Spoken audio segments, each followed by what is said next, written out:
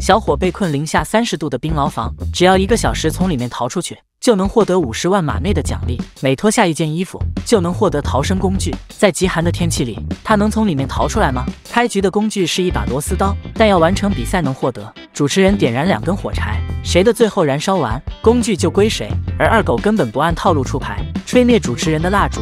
主持人认为这是犯规，不甘心再次点燃2根，但还是没逃过二狗的喷泉。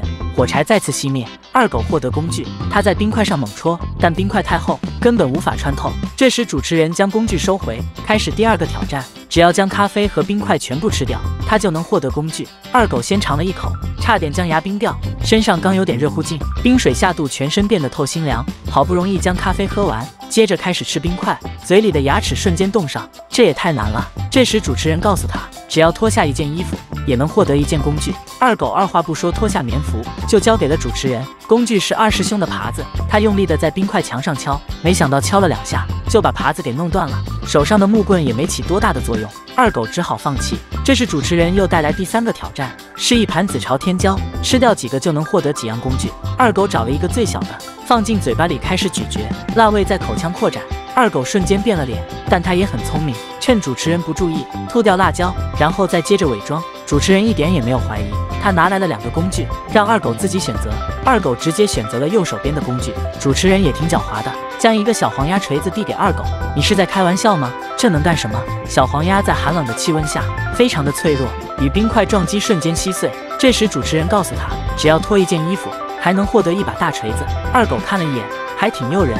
二狗在身上翻找半天，还是递给他一件衣服。他获得大锤子，看来这次能出去了，但只砸了2下，主持人就将锤子收回，这让二狗感觉自己上当了。时间还剩下15分钟，主持人又拿来一盘薄荷糖，比赛谁吃得多就能得到工具。2人同时往嘴里塞，大约吃到15块的试盒。主持人没坚持住，将糖果吐了出来。二狗这次得到了一把电锯，工具这么给力，割开冰块那不是轻而易举。很快冰块就打开一个洞口，很快使用时间结束。主持人说，再脱下一件衣服就能获得工具。二狗直接脱下自己的臭袜子，这次获得一把斧头。他现在手脚冰凉，强忍着身体的不适，努力挥舞着手里的斧头，但还是没打开冰块墙。主持人又带来第5个挑战，只要用雪球将冰块击倒，才能获得工具。可雪球这么脆弱，根本达不到厚重的冰块，于是二狗用冰块砸了过去。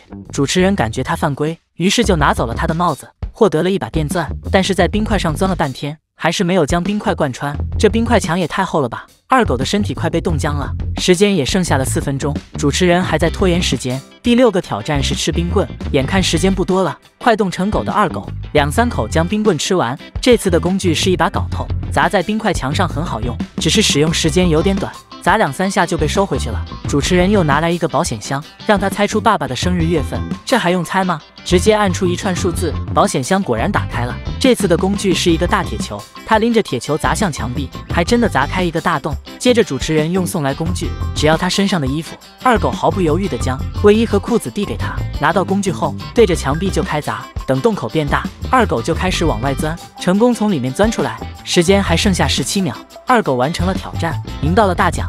如果是你，你能在1个小时内从寒冷的病牢房里逃出来吗？